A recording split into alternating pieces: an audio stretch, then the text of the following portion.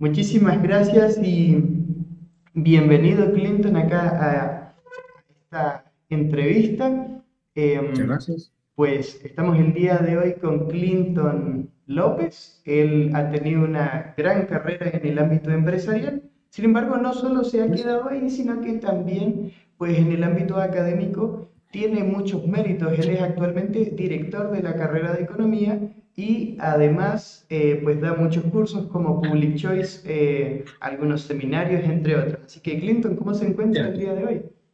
Muy bien, muchas gracias. Muchas gracias por la presentación tan calurosa. Sí, no, buenísimo.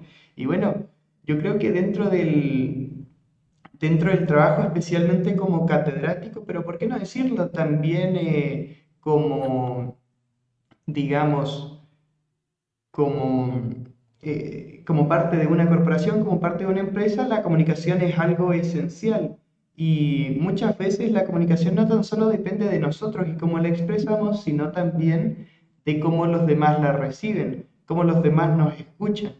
Y sobre ello Cierto. me gustaría preguntarle, ¿qué hace usted como catedrático cuando siente que el alumnado, cuando siente que sus estudiantes no lo están escuchando?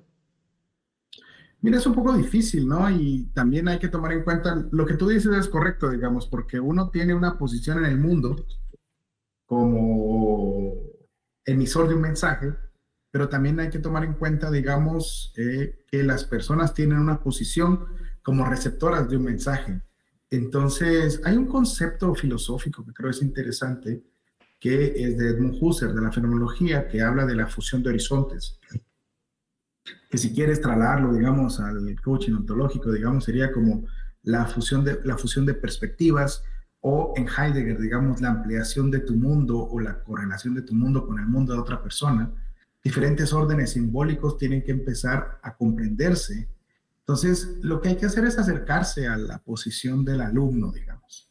Acercarse a la posición del alumno es importante, por eso a mí muchas veces en las clases, las primeras clases, me gusta preguntarles qué estudian, qué intereses tienen, qué expectativas tienen de la clase, porque te permite generar algún nivel de conocimiento. Entonces, conforme pasa el tiempo, los empiezas a conocer de hecho, ¿no? ¿Qué les interesa, qué no les interesa? Y entonces es más fácil acercarse a ellos. Cuando tienes un grupo nuevo, funcionas a base de preguntas y respuestas y tratar de escucharlos, porque de otra forma, si no los escuchas, estás simplemente suponiendo que les interesa su posición en el mundo, y puede ser que sea un error total, ¿no? O sea, puede ser uno que piense que los jóvenes solo les interesa, no sé, el reggaetón, y no es cierto, ¿no? O sea, tienes muchos jóvenes que les interesan muchas cosas. Entonces, cuando no te escuchan, tienes que tratar de acercarte a ellos y tú escucharlos a ellos para poder acercar tu mundo al de ellos. Buenísimo. Entonces podríamos decir que una de las tácticas que usted utiliza pues está relacionada a entender un poco el contexto de los jóvenes. Y con relación a Sí. ello, me gustaría preguntarle cuál cree usted que es el rol de la escucha activa, entendiendo este concepto en los términos del coaching ontológico, por supuesto, dentro del ámbito académico, pero también dentro del ámbito profesional. ¿Y cómo podríamos relacionar esta con todo lo que es el tema de la escucha profunda? Mira, es interesante lo que preguntas, porque yo creo que a ver, la mitad de los problemas de comunicación son malas formas de emitir mensajes de quien envía los mensajes. Y la otra mitad de los problemas de comunicación es la forma en que lo escuchas, ¿no? Yo creo que tiene muchísimo que ver, digamos, el ambiente laboral de las personas y qué tanto los escucha. Desafortunadamente, digamos, muchas organizaciones tienen estructuras jerárquicas, ¿no? Y esas estructuras jerárquicas habitualmente, digamos, la única persona a quien le puedes emitir un mensaje, digamos, es a tu jefe. Y entonces, en esas estructuras jerárquicas, desafortunadamente, si tu jefe no te escucha, tenés un problema. Si la persona no escucha realmente, es decir, de tratar de comprender la posición del otro, tratar de entender sus motivaciones, digamos, sus motivaciones, qué lo motiva, qué no lo motiva, sus fortalezas y sus debilidades. Pasa mucho también que hay muchas personas que están haciendo trabajos para los cuales no tienen habilidades o no tienen formación. Y eso viene de una escucha deficiente, ¿no? Es decir, tienes que escuchar a las personas, digamos. La escucha activa, digamos, para mí tiene por lo menos dos dimensiones, ¿no? Uno, tratar de comprender lo simbólico, es decir, la estructura de significación del discurso del otro. Es decir, qué es relevante, qué no es relevante, qué vale, qué no vale. Y la segunda parte, para mí, digamos, lo importante es el imaginario de esa persona. El imaginario de esa persona es, por ejemplo, digamos, muchas veces hay un malentendido en la comunicación porque piensan que una frase, una acción del jefe o de personas con jerarquía dentro de la organización los ofende, por ejemplo. Y eso tiene que ver con los imaginarios de las personas. Entonces, uno tiene que aprender a tratar de identificar los imaginarios de las personas, aquellas cosas que no existen, pero que son relevantes en la cabeza de la persona que labora contigo. Entonces, para mí la escucha activa implica identificar estos dos elementos, ¿no? Su estructura de orden simbólico, lo que consideran generalmente bueno, lo que consideran generalmente malo, lo que consideran valioso, lo que no consideran valioso, lo que significa, lo que es importante para ellos, lo que no es importante para ellos, su orden simbólico, ¿no? Si el trabajo duro es importante, si entregar a tiempo es importante, si ser puntual es importante, en fin, eso lo ves después de facto, pero lo puedes escuchar. Y segundo, identificar los imaginarios de las personas. Una pequeña intromisión. Bueno, me parece muy interesante lo que hemos comentado y relacionado a ello para llevarlo un poco más a lo concreto y que podamos en el curso pues aprender un poco a lo mejor de la experiencia que usted tiene, qué estrategias cree que en lo concreto sirven para llevar a cabo una comunicación más efectiva.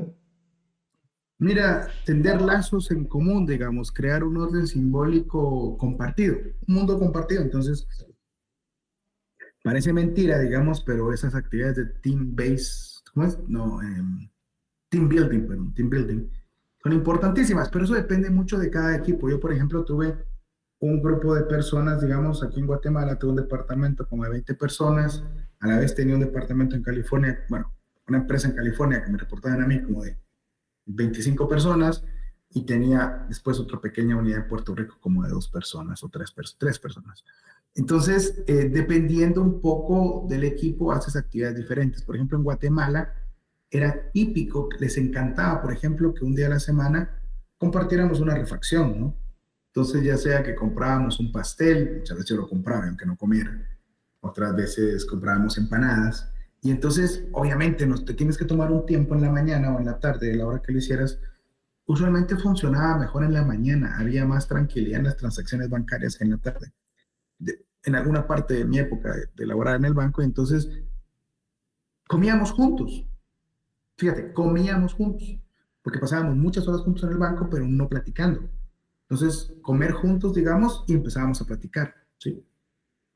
Después tuvimos, y eso generó cierto nivel de confianza entre el equipo, limó asperezas, simplemente el hecho de comer juntos y platicar. Y después la segunda parte, digamos, que hice yo, que fue muy valioso, fue que cuando ya teníamos un horizonte mínimo en común, que bromeábamos, que nos sentábamos juntos a comer, una vez a la semana nos tomábamos 1 hora y media más o menos, y cada quien exponía un tema que sintieran que era importante para su vida. Y entonces, por ejemplo, alguien llegó a hablarnos de la música y era una persona que tenía muchas habilidades musicales. Otra persona llegó a hablarnos de la literatura y se sabía, había leído unos libros que yo no había leído en mi vida, o sea, una persona que había leído literatura. Entonces, eso permitía también conocer a la persona más allá del ámbito de ser analista de transacciones, ¿no? Entonces, eso permitió, digamos, tener un equipo bastante fluido. En California era un poco diferente, ¿no? Y entonces ahí, como estaba periodos específicos de tiempo, lo que hacía con ellos era sentarme a platicar uno a uno y después también almorzaba con ellos en grupo. Funcionaba bastante bien. En Puerto Rico más o menos igual, en un equipo más pequeño, entonces nos juntábamos las 3 personas a comer y era mucho más fácil. Entonces, en mi experiencia, digamos, una de las tácticas simples y sencillas es juntar a la gente a comer. Se hacen unas hermandades impresionantes. Puede ser que si no te guste eso, hay que buscar otro elemento, ¿no? Pero depende mucho de los grupos, ¿no? Ujú.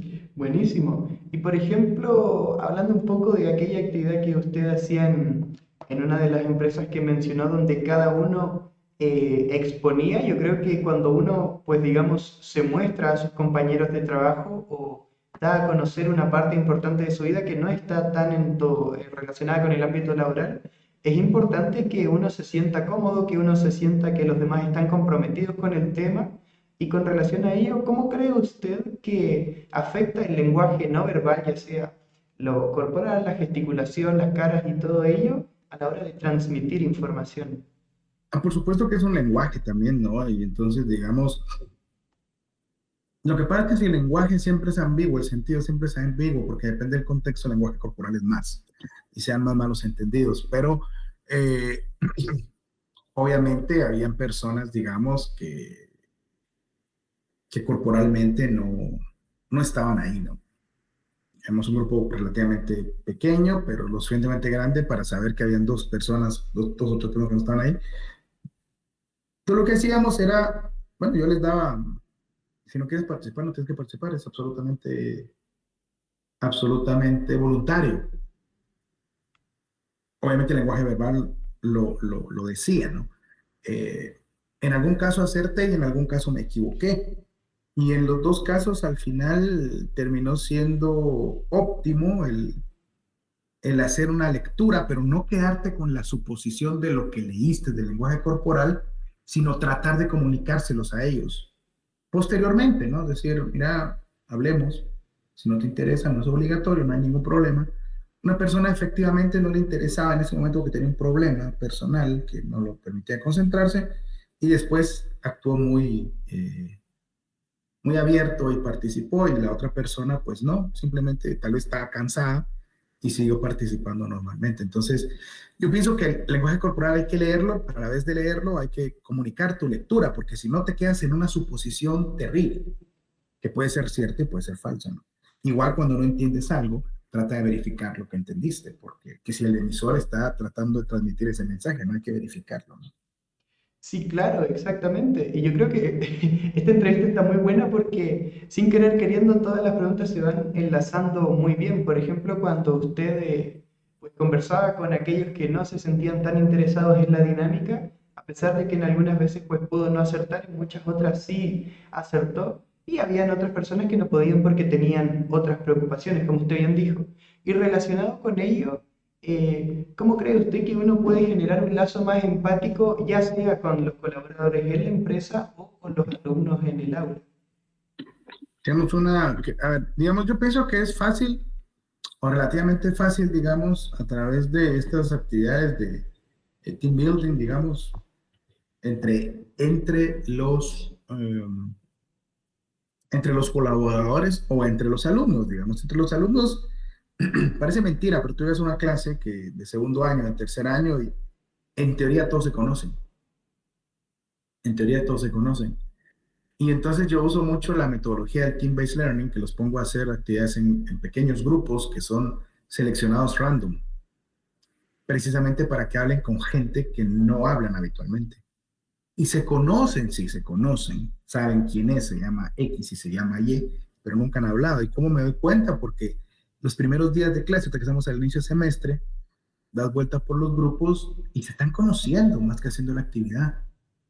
Empiezan a tener curiosidad el uno por el otro, porque habían trabajado en grupos que son por afinidad, y entonces conocen bien tres o cuatro personas que son los amigos de siempre, que siempre están juntos, y que si hacen un grupo por afinidad, son ellos los que van a trabajar juntos. Cuando los hace random, y con la regla es hacerlo random siempre durante todo el semestre, entonces pues si quieren ganar el curso lo tienen que hacer, no es un incentivo importante, y entonces los obligas a hablar. Entonces, porque les digo, miren, ¿quiénes se conocen? Todos nos conocemos, eso fue hoy, y en una clase, y entonces vengo y empiezo a caminar por los grupos y los escuchas y te das cuenta que no se conocían, hablando de qué colegio se han graduado, hablando de cuál era el minor que estaban tomando o cuál era el que querían tomar, porque era un curso que tenía gente de tercer y cuarto, había gente que no había escogido minor y gente que ya, entonces no se conocían, y entonces eso, digamos, saber que tú estudias mercadeo y que vas a tomar administración con un de mercadeo, tú estudias administración con un mañana en finanzas y tu economía con un mañana en data science o lo que sea, eh, pues saber eso del otro empieza a generar, si no empatía, por lo menos cierta comprensión de los intereses del otro y saber por dónde va. Entonces eso creo que genera eso mejora necesariamente el conocer al otro, digamos, saber del otro. Reduce los imaginarios, reduce Ujú. los imaginarios, porque piensan es un déspota, patán, o es un machista, o yo qué sé, lo que se te ocurra, como imaginario, y después te das cuenta que no, que es un caballero, que no es un patán. Por ejemplo, una chica sobre un muchacho, o un muchacho es una engreída, es una frívola, y no, ni es engreída ni es frívola, pero tienes que escucharlo. O es una engreída y simplemente es tímida. O sea, esos imaginarios se reducen al momento de ponerlos a hablar con los incentivos correctos. Bien, el trabajo, obviamente, digamos, pues era diferente. Estas actividades ayudaban mucho. Luego, digamos, pues tienes que tener un mecanismo muy claro de medición de actividades, ¿no? Entonces, cuando tienes un claro mecanismo de medición de desempeño de las personas en sus actividades claramente delegadas, tienen que hablar cuando hay tareas compartidas, porque si no, vas a salir negativo, ¿no? Entonces, ponerlos a hablar juntos en actividades fuera del trabajo ayudaba porque también reducía los imaginarios. Ujú. Pero obviamente los incentivos claramente definidos, que hay personas que nunca van a ser amigos, te permitía que colaboraran, que es lo que interesa en el trabajo, ¿no? Y algunas veces lograbas generar un puente de comunicación al generar un mundo compartido, ¿no? Un orden simbólico compartido que les permitía, algunos hasta hicieron amigos, no todos, pero algunos por lo menos podían colaborar cuando nunca van a ser amigos, así que Ujú. por ahí va. Claro, eso es muy, muy, muy interesante porque al final, pues todo intercambio de información nunca es completamente objetivo porque pues nosotros vamos como codificando esas señales o esas experiencias sensibles que vamos teniendo y las vamos adaptando Sí. según nuestro juicio. Entonces ahí es de cierta manera o es muy complicado que pues que no salgan sesgos. Y ahora hablamos un poco de los sesgos entre colaboradores o de los sesgos entre estudiantes, que si este piensa que este tal, que si este piensa que esto lo otro, pero en particular, cómo uno como catedrático, uno como jefe, como gerente puede hacer todo lo posible para intentar evitar los sesgos cuando uno escucha las opiniones de sus alumnos o de sus colaboradores. Yo creo que la forma adecuada de hacerlo, digamos, es a través de la comunicación, de tratar de mostrarles, sin personalizarlo, el problema de los prejuicios, ¿no? Porque un prejuicio es eso, ¿no? Un juicio previo a la experiencia con el otro, digámoslo así, ¿no? Que sería el sesgo, ¿no? O sea, yo le llamo más prejuicio, ¿no? En la fenomenología se le llama más prejuicio, ¿no? Preentendimiento. Entonces, lo que trato de hacer, digamos, es enfrentarlos al fenómeno para que no tengan preentendimientos, sino tengan entendimientos a partir de la experiencia. Por ahí es lo que trato de hacer, ¿no? O sea, en lugar de tener prejuicios, los invito, digamos, a que tengan experiencia, pero yo creo que esta labor gerencial es, como te la estoy describiendo, consume mucho tiempo, ¿no? Porque estás todo el tiempo generando diálogo con las personas. Entonces, creo que es muy útil para el lugar de trabajo, es un buen clima de trabajo, era un buen clima de trabajo, pero es time consuming, digamos. Entonces, eh, en las organizaciones contemporáneas, digamos, por ejemplo, hoy creo que hay un desafío, digamos, de la comunicación y el entendimiento de que muchas veces la gente se conoce únicamente como estamos tú y yo ahorita, en un Zoom o en un Google Meet o en lo que sea. Entonces, los imaginarios pueden ser mucho más grandes y los misunderstanding mucho más grandes, ¿no? Entonces, yo creería, digamos, que para hacer equipos, no te digo que no se pueda hacer en línea, creo que sí se puede, pero tal vez toma más tiempo o necesita más dedicación, digamos, mucho más tiempo compartido, de dialogar, eh, de hacer mostrar, digamos, las cosas, de que no se puede trabajar con prejuicios, sino que tienes que tener experiencia previa para poder emitir un juicio sobre las personas, sobre las actividades, sobre los resultados, sobre las actividades que hace otra persona, porque, por ejemplo, digamos, uno de los prejuicios muy grandes, digamos, que hay en las compañías, digamos, entre áreas, es, por ejemplo, digamos, casi en toda compañía hay un prejuicio sobre la gente de tecnología y de sistemas, Y hay un prejuicio de la gente de sistemas a las personas que son usuarios. Entonces, fácilmente, por ejemplo, yo detecté rápido un prejuicio de que la gente de usuaria, digamos, pensaba que no les importaba a la gente de sistemas, que no les importaba, digamos, si el sistema funcionaba o no funcionaba, si tenían problemas y no les importaba de sistemas si el cliente se enojaba o no se enojaba. Y los de sistemas tenían un prejuicio de que las personas que usaban el sistema tenían una broma peyorativa, decían error de usuario. Y por error de usuario se referían a que la persona era tonta y no sabía cómo funcionaba el sistema o que no era capaz de entenderlo. Entonces, lo que hicimos, digamos, es empezar en su momento, ¿no? Empezar a trabajar de una forma más coordinada. Y entonces, por ejemplo, digamos, cuando detectaban muchos errores, en lugar de codificarlos y mira, tenemos todos estos errores, entonces, correcto. ¿Saben qué? Invitémoslo a que venga a ver cómo operamos y mostrémosle el error. Y entonces, por ejemplo, digamos, fue muy interesante porque me acuerdo que estaban operando, ¿no? Y entonces, mire, fíjate, ay, ¿qué pasó? Ay, ahorita necesito, decía el operario, hacer esto, pero el sistema se me traba. Entonces el sistema no puede ser. Ay, de verdad no funciona. Entonces luchaba, ¿no? Por ego, por que quería resolverlo, por mostrar que el sistema estaba bueno, por lo que fuera, pero tratar de resolverlo. Ah, no, de verdad que no funciona. O sea, hasta que evidentemente no funcionaba. Entonces, fíjate, se rompieron dos prejuicios. Primero, que pensaban que al otro no le importaba. No, sí, trató de resolver, no pudo y se dio cuenta que el sistema no funcionaba. Segundo, pensaba que era un error del usuario, porque no entendía el sistema. No, el sistema no funcionaba. No sé si me explico. Entonces, digamos, obviamente, y la persona que pone a hacer estas cosas tiene que tener cierto poder para hacerlas. Obviamente en la organización yo tenía cierto poder para agarrar a la persona de sistemas, traerlo, sentarlo y agarrar a la gente en mi área, ponerlo y sentarlo y trabajemos juntos unas cuantas horas para que veamos el performance del sistema. Pero creo que es la mejor forma, ¿no? O sea, decir, mostrar cómo trabaja el otro para evitar los sesos. Ujú. Sí, claro, muchísimas gracias y yo creo que después de una más o menos amplia, pues pasamos por muchos temas, pero todos siempre, ¿cierto?, relacionadas con la escucha, con lo que son las modalidades del lenguaje y por supuesto temas que son muy concernientes y tocados en disciplinas como son el coaching ontológico. Así que Clinton, no me queda nada más que darle las gracias, agradecerle por el tiempito que tuvo ahora esta tarde ahí para cederme, de verdad, muchísimas gracias y espero que pues a todos les haya gustado. Yo creo que sin duda a mí me sirvió, en especial el tema de los ejemplos, creo que fueron bastante ilustrativos, valga la redundancia, pero pues nada, muchísimas gracias, Clinton. Gracias a ti, nos vemos.